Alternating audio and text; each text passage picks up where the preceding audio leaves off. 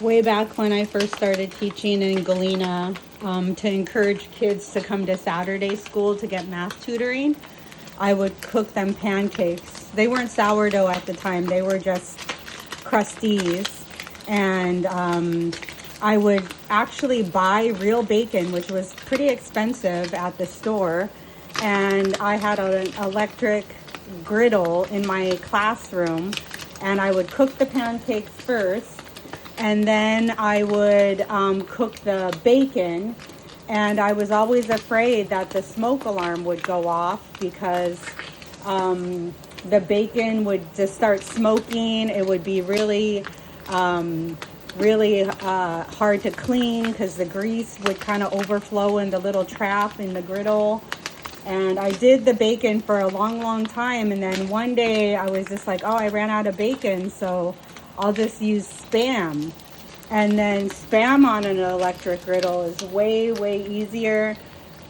You just slice it thin, it browns up nice. And they were just as happy for fried Spam as they were for bacon. And so I never made them bacon again. It was always just fried Spam.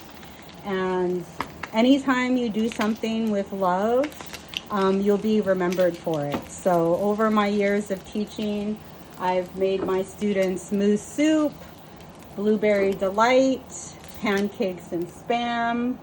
What else? Cranberry dessert with low bush cranberries. Oh yes, sugar cookies with homemade icing. And the recipe is a family recipe, and they love that as well. I did this at West Valley High School last spring when I long-term subbed. And during finals week, I made sourdough pancakes one day on the final. Next day, I made a big pot of mousse soup in my electric roaster. And then on the last day, I made